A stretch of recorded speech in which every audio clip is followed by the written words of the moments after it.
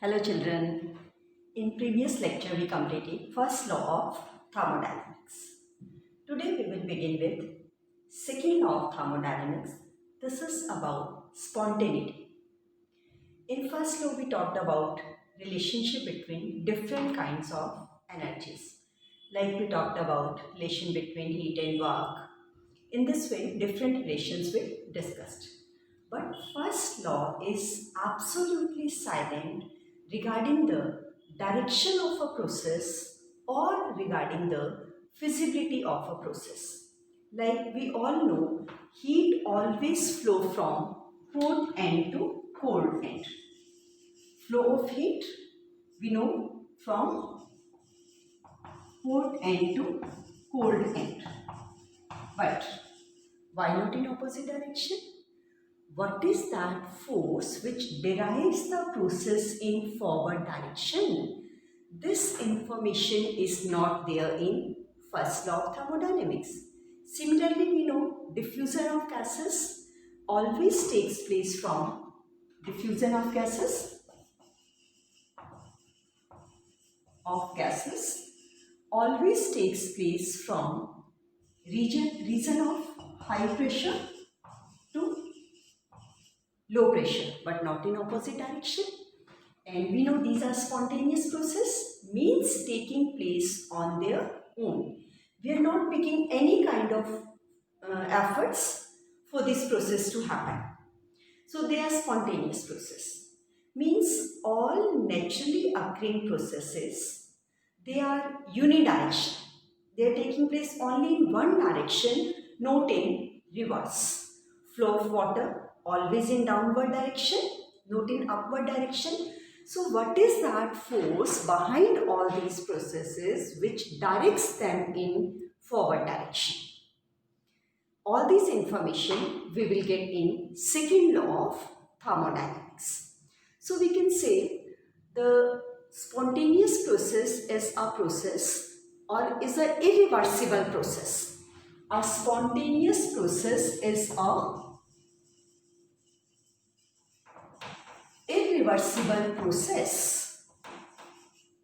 We cannot reverse this process without any help of external agency. This is the meaning by a spontaneous process. It can be slow, it can be fast. There is no meaning about the rate of this process. For example, we know that rusting of iron. Yes children, is it spontaneous or non-spontaneous? Do we have to make any effort for rusting process? No, it's a spontaneous process. If iron is placed in a humid environment, air in presence of air and humidity, rusting takes place on its own. So we know rusting is a spontaneous process. But yes, it's a very slow process. Takes a long time period. Simultaneously, in your 10th standard, you must have read about the reactions of alkali metals with water. If I drop a piece of sodium metal into water, a very vigorous reaction takes place. Highly exothermic process. At the place of sodium, if I take potassium, rubidium, cesium, even faster reaction takes place. So both are the spontaneous process, rusting of iron, as well as reaction of alkali metal with water. Both are spontaneous process, but in both cases the difference is about the rate of reaction. So whether a process is slow or fast, if there is a tendency to happen the process, then we call this process a spontaneous process. Now I think this is clear to you all that what do we mean by spontaneous process. So children, can we say enthalpy is a criteria of spontaneity? Yes or no? We need to talk about this, that whether we should consider enthalpy as a responsible factor for spontaneity or not. In bonding chapter, we all discussed that a system becomes stable if its energy continuously decreases. Means decrease of energy is a criteria for the stability of a process, whether it is a physical process or it is a chemical process. So on the basis of this factor, we can say if the enthalpy of system continuously decreases, if it starts decreasing, then its stability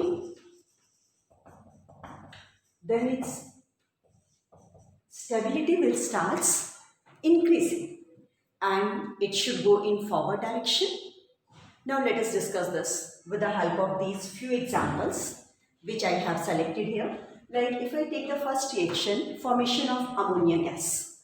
We know ammonia is formed by reaction between nitrogen and hydrogen. So in this case, delta H is negative. Means during the formation of ammonia, heat is released.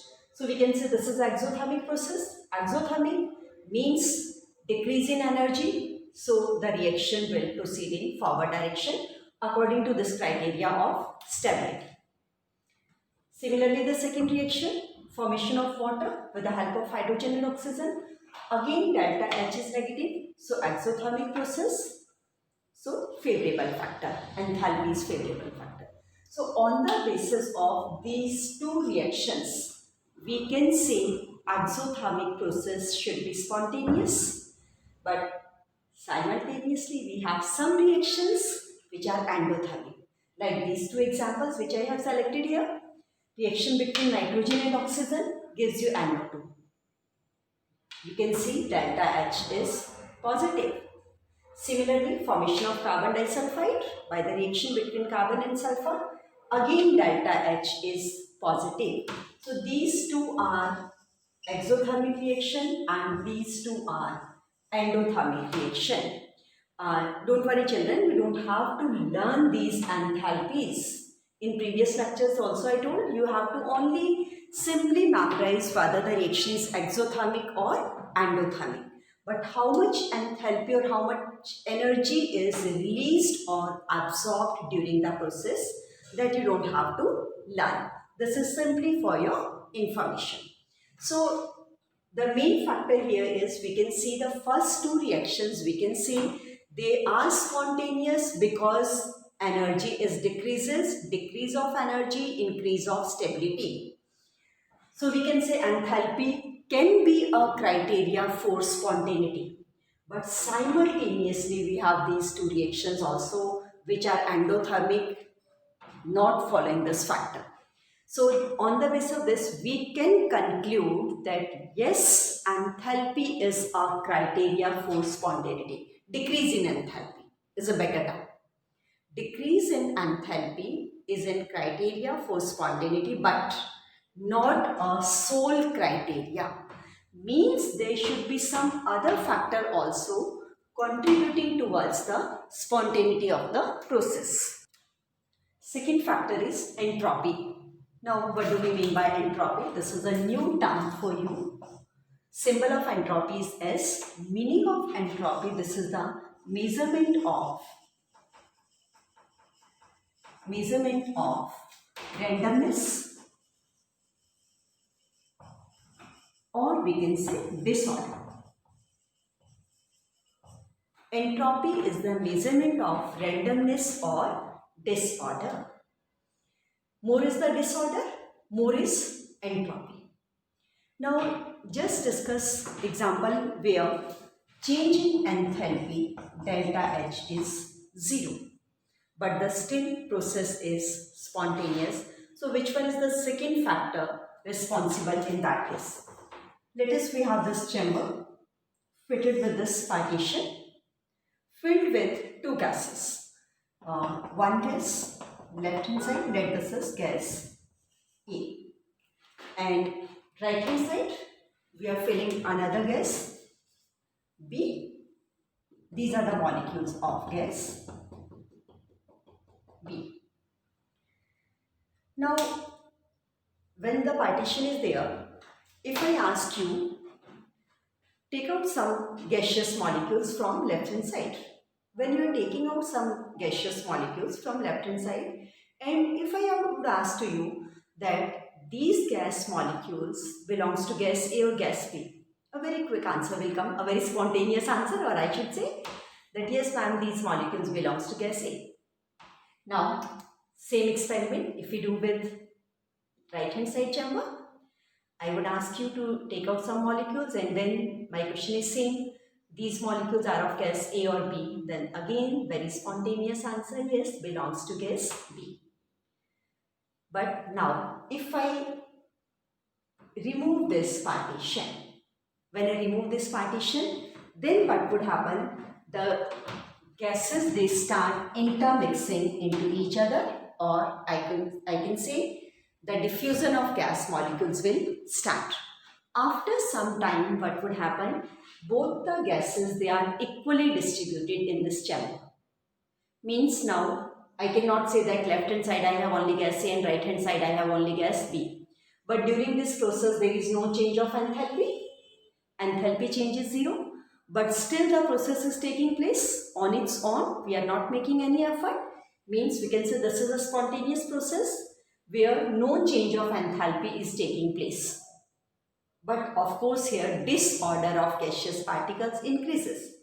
How we can say disorder increases? Because here the situation is more chaotic even as compared to previous case. Because now if I ask you that please take out some gas from this chamber and now tell me whether these molecules which you have taken out belongs to gas A or belongs to gas B. We cannot say. We cannot say that whether they belong to A or B or mixture of both, because in that sample we are not sure. Means confusion is there, a disorder among the particles is there, no order is there. Before that there was a perfect order, left hand side only gas A molecules were there, right hand side only gas B molecules were there. So from here we can conclude that yes, increase of entropy is a criteria for spontaneity. Increase of entropy is a criteria for spontaneity. More is disorder, more are the chances that process is a spontaneous process. Because for disorder, we don't have to make any effort. Yes, but for order, obviously efforts are required. This you can even imagine in your daily life. For example, if a class is going on and teacher is there, in presence of your teacher, the students, they are sitting in a perfectly ordered pattern. But that order is only under the pressure, which is due to the presence of teacher. But when during recess, at the time of recess, if you are there in your classroom or in ground, wherever you are there is no order. Randomly you are sitting here and there. It means if an order is there, definitely some efforts are required. And if efforts are required, that is not a spontaneous process. But for disorder, no efforts are required. It takes place, it comes on its own, so that it becomes a spontaneous process. Clear, children? So, this is a spontaneous process due to increase in disorder. More is disorder, more is entropy of the process. So, the second criteria coming for spontaneity is increase of entropy. But now can we say that only and only entropy is responsible for spontaneity? Like here entropy is responsible, not enthalpy. Now let us talk that can we explain spontaneity only on the basis of entropy? For example, if I take melting of ice, in that case liquid is converted into solid. Liquid is converted into solid. Which is more disordered, the particles of liquid or particles of solid? We know that when we move from solid to liquid to gas, or moving from solid to liquid to gas, in this direction entropy of system continuously increases. But gaseous particles are most disordered particles. They are randomly distributed all around the container. In liquid, to some extent order is there. solid particles are in a perfectly ordered pattern.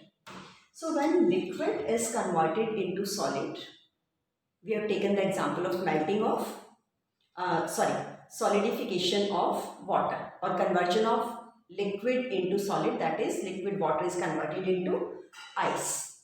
So we know that this is a spontaneous process, takes place in nature, but during this process randomness decreases, entropy is decreases. So we can say here entropy is decreases. Then what makes it spontaneous? That is delta H. Because delta H also decreases, this is an exothermic process. So here the responsible factor is enthalpy, but not entropy. Entropy cannot make it spontaneous. So from these two sets of discussions, we can easily say now that these are the two criteria which explains the spontaneity of a process. The first one, decrease of enthalpy, and the second one is increase of entropy. Yes, now measurement of entropy change.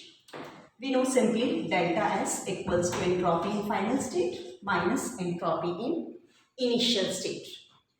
As we said, entropy is the measurement of randomness or disorder, and entropy is a state function, depends only on initial and final state. It doesn't depend on the path followed during the process. So now try to relate this way. Can we say entropy is related with heat? Now how it is related with heat? Directly proportional or inversely proportional? Children, just think, if you start providing heat to a system, what happens? Slowly kinetic energy of particles will start increasing. On providing heat, kinetic energy increases. If kinetic energy increases, means disorder of particles also increases. So we can say delta S is directly proportional to heat. Now second, we want to relate this with temperature also. Now just check directly to temperature or inversely. Don't give a very spontaneous answer here, because you need to think a lot about this before giving answer to me. I'm giving you two situations. Just think, we have two body. Body A is at higher temperature and body B is at lower temperature. Clear? The situation is you have two bodies A and B. A is at higher temperature and B is at lower temperature. Or you can say A, it's a hot body and it's a cold body. You can say anything. Right here. It's a hot body and this one is cold body. Now if you are providing same heat to both, what we are doing? We are providing same quantity of heat to A as well as to B. Now answer, increase of disorder is same in both cases or different? Just try to think about this. Shall I answer? Most of you have taken your decision. You must have taken your decision, right? Now just check whether your answer is right or wrong. When we are providing same amount of heat to a hot object as well as to a cold object, obviously in this case, increase of entropy is less as compared to second case. Means on providing same amount of heat, the increase of disorder is more in case of a cold body as compared to a hot body. So from here the relation coming is inversely proportional to temperature. Inversely proportional to temperature. So we may write delta S equals to Q reversible for a reversible process divided by T. So by using this, we can easily calculate change of entropy for any system. And total amount of entropy is always equal to entropy of system plus it is for surrounding. System plus surrounding, and it should be greater than 0 for a spontaneous process.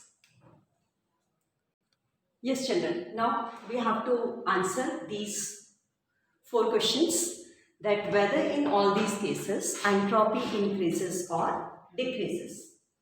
To check increase or decrease of entropy, simply you have to check the disorder of particles, whether it is increasing or decreasing. More disorder, more entropy. So let us start with first case. Liquid crystallizes into solid. Already discussed. Liquid particles are more disordered. So liquid into solid means disorder decreases, and if disorder decreases means entropy decreases. Coming to second case, temperature of a solid is raised from 0 to 115 Kelvin. When you start increasing temperature, means you are providing heat, kinetic energy of particles increases. That will increase the disorder of particles, so entropy increases. Coming to third case, sodium bicarbonate is breaking down into sodium carbonate, CO2 and water. Now how do we answer? Simply just check solid giving you gaseous molecules. So obviously entropy increases. So again in this case also increases. Now last case, gaseous substance is converted into gaseous substance. No change of physical state. So here how do we decide whether entropy increases, decreases, remains same? Can you tell me? Yes? In such kind of cases where there is no change of physical state, just check the number of moles. 1 mole of reactant is converted into 2 moles of products. More are the number of particles, more would be the disorder. So we can say in this case also entropy is increases. So these are the some ways that how do we decide whether entropy increases or decreases.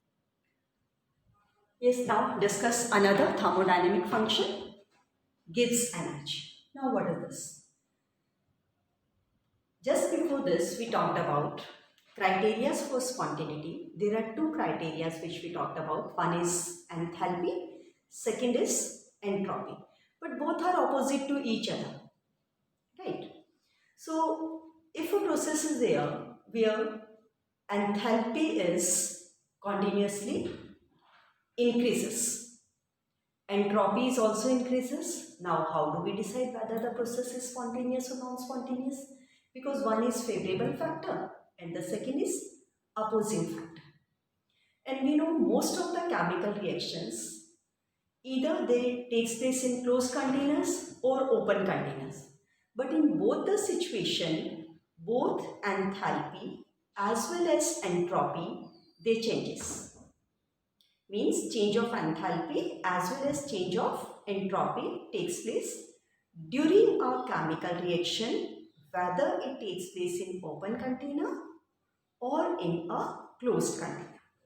So for such type of confusions, another thermodynamic function, Gibbs energy or Gibbs function is taken. So now what is this Gibbs energy? G equals to H minus Ts. G equals to, G equals to, G is Gibbs energy equals to H minus Ts. Now here all the symbols we know. G is the symbol of Gibbs energy, H is the symbol of enthalpy, T is temperature and S is entropy for the system. Now Gibbs energy is also a state function as well as extensive property.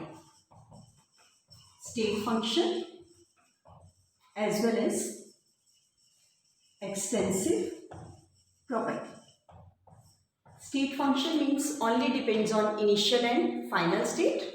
Delta G equals to G2 minus G1. Doesn't depend on path followed by the process. So now if we want to calculate delta G for the change of Gibbs energy of system equals to change of enthalpy for system minus T delta S entropy change for system, or we may write S system into delta T. And the process taking place at constant temperature, for these kind of cases delta T would be equals to 0. So if delta T is 0, the equation left with us is delta G system equals to delta H system minus T delta S system, or simply we may write delta G equals to delta H minus T delta S. This is the Gibbs energy. With the help of this equation, we can say that yes, delta G is also a criteria of spontaneity, because the value of delta G depends on change of enthalpy and change of entropy. And we talked that both these factors are responsible for the spontaneity of a process. So on the basis of this, we can say yes, delta G is also responsible for the process. But how? Let us discuss this. So we know total entropy change delta S total equals to delta S system plus delta S surrounding. This is the total entropy change delta S system plus delta S surrounding. Now delta S surrounding equals to delta H surrounding divided by temperature. We know this is the formula of change of entropy. And now how much energy is given to the surrounding? That is equal to the energy lost by system. Right now children, suppose if system is giving 100 joules of heat to the surrounding. It means for system, the amount of delta H is minus 100 joule, and for surrounding that would be plus 100 joule. So enthalpy of surrounding, we may write this is equal to the minus of enthalpy of system, because the whatever is the amount of heat released by the system, that is taken by the surrounding. So we may write minus delta H, system, minus delta H system divided by temperature. Now substitute this value here in this equation, that is change of entropy of surrounding is minus delta H of system divided by temperature. So when I substitute this here, I will get delta S total equals to change of entropy of system plus minus delta H system divided by temperature, or I may write delta S total equals to delta S system minus delta H system divided by temperature. So from here, one thing is clear to me, that change of entropy of universe, total means change of entropy of universe, that is always greater than 0. This value is greater than 0. Yes children, clear? This is a very simple explanation. Or on the basis of this, we can write that whenever total entropy change is more than 0, the process is always spontaneous. I think this much part is clear. Now we rearrange this equation. T delta S equals to total. T delta S total equals to T delta S system minus delta H for system. And obviously this value is also greater than 0 because total entropy change is always more than 0 for a spontaneous process. So this value is also greater than 0. So from here this is clear that T delta S system, T delta S system minus delta H system is more than 0 for a spontaneous process, or if I rearrange it, I may write minus delta H system minus T delta S system is greater than 0. So children, just have a look on this rearranged form that minus delta H system minus T delta S system is greater than 0. So can you relate this equation with any equation? This one. Just now we discussed the formula of delta G equals to delta H minus T delta S. Try to relate these two. We know delta G equals to delta H minus T delta S. And from here this is we are getting minus delta H minus T delta S is more than 0. So from here this is equal to minus G, it means this value is equal to minus G. So from here we may write that minus delta G on the basis of these two equations. When we come here, we may write minus delta G is greater than 0.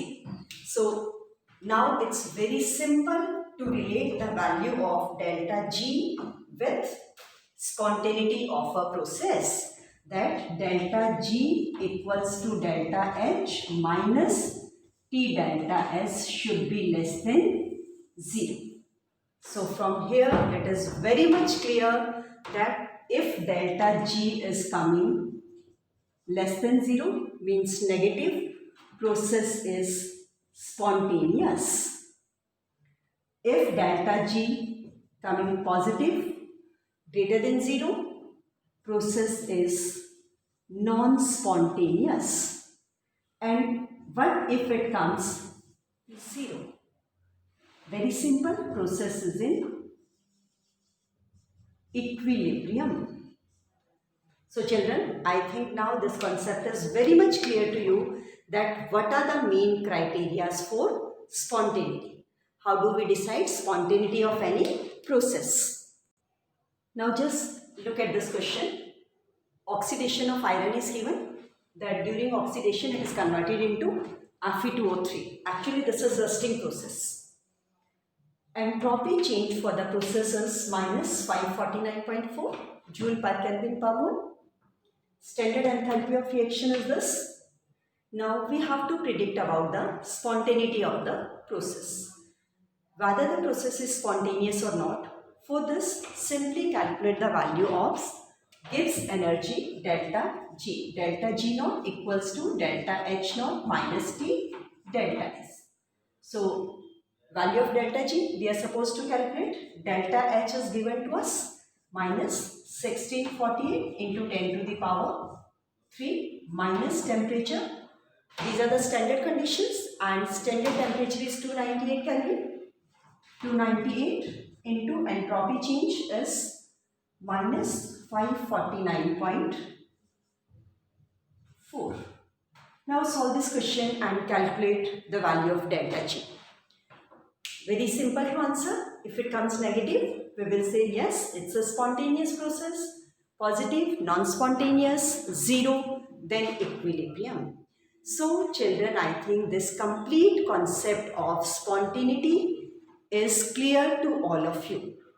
Now, if I'm giving you some situations and if I ask you, decide the spontaneous or non-spontaneous, I think now it's not difficult for you.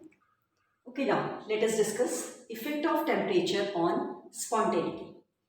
I have given some cases to you. The first one is when both enthalpy and entropy are negative. Children, you have to think in terms of favorable or opposing factor. If you remember, we discussed for a spontaneous process, the conditions are delta H should be negative, delta S should be positive, and delta G should be negative, because the magnitude of these two will give you delta G and that should come negative. So these are the criteria for a spontaneous process. Now look in first case, delta H is negative. Negative means favorable factor, right? Delta S is also negative, means opposing factor. So whenever one factor is favorable and second is opposing, we need to decide on the basis of the magnitude that gives us the value of delta G equals to delta H minus T delta S. As this is favorable factor and this is opposing factor, so to make it spontaneous, obviously the magnitude of favorable factor should be more as compared to opposing factor. Means the overall product of T delta S should be less. Only then the process becomes spontaneous, otherwise non-spontaneous. So in this situation, we may write the value of delta G can be positive or can be negative depending on the category. If the reaction proceeds at low temperature, delta G comes negative and process becomes spontaneous. But if it proceeds at high temperature, in that case delta G comes positive and process would be non-spontaneous. So in first case, these two situations are possible. Means this process can be made spontaneous. How? By decreasing the temperature. Coming to next, if delta H is positive, means opposing the process. This is also positive, means now this is favorable factor. So for the second situation, the magnitude of favorable factor should be more as compared to opposing factor. So this reaction becomes spontaneous at high temperature. If the temperature is low, delta G comes positive, means non-spontaneous. But if it is high, it comes negative, means process becomes spontaneous. So in second kind of reactions, that is endothermic reactions, it can be made spontaneous by increasing the temperature. Otherwise it becomes non-spontaneous. Got it? Now next situation, delta H is negative, delta S is positive, means both are favorable factors. And when both are favorable factors, obviously whatever is the temperature, process always remains spontaneous. Delta G negative. And the last situation, opposite, this is positive, this is negative. Means both factors are opposing factors now. Whatever is the temperature, delta G can never be negative, it always comes positive. Means this process always remains non-spontaneous. So this is the effect of temperature on spontaneity of any process. So regarding Gibbs energy change, now we are getting two information. This gives us information about spontaneity of a process. Second gives information regarding useful work. Means more is the decrease in the value of delta G, or we can say more is the negative value of delta G. More would be the useful work which we are getting from the system. Now this was regarding irreversible process. But in chemical reactions we come across many reversible reactions also. Reversible means at every step, the system is in equilibrium with its surrounding. Or you can say it is going in both the directions. Like A is converted into B, simultaneously B into C, going in both the directions. So for such type of cases, how do we relate the value of Gibbs free energy change with that of equilibrium constant? Equilibrium is a dynamic process. Here it's a dynamic process where the reactions are going in forward as well as backward direction with same speed. And these are infinitely slow process, and we discussed for these cases delta G is 0. So in such type of cases, the relationship of delta G with equilibrium constant for the reaction is equal to delta G equals to delta G naught. Delta G naught is the standard Gibbs energy change plus RT ln K. K is equilibrium constant and delta G is 0. So delta G naught equals to minus RT ln K. K is here equilibrium constant. R we all know, universal gas constant. T is temperature in Kelvin. And whenever we convert ln into log to the base 10, we may write delta G naught equals to minus 2.303 RT log of K. This is the relation of delta G with equilibrium constant for any given reaction. Yes, now let us discuss this question. Conversion of oxygen into ozone is given to us at 298 Kelvin and value of equilibrium constant K is also given, and we are supposed to calculate the value of delta G naught. Yes children, it's a very easy question. Simply apply the relation of delta G naught equals to minus 2.303 RT log of K. Substitute all the values.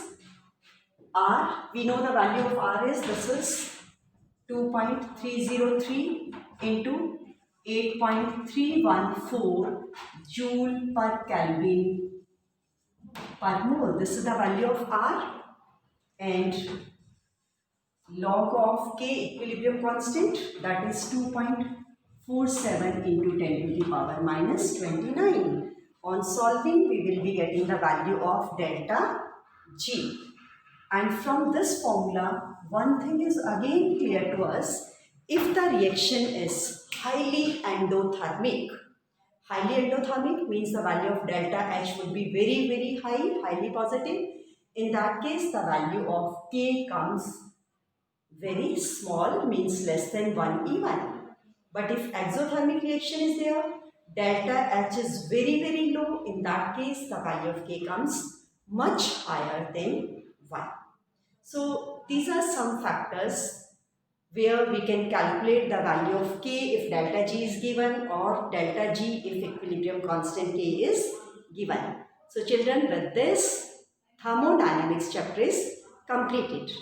So now please revise this unit thoroughly so that all the concepts you can understand really. So that's it for this chapter.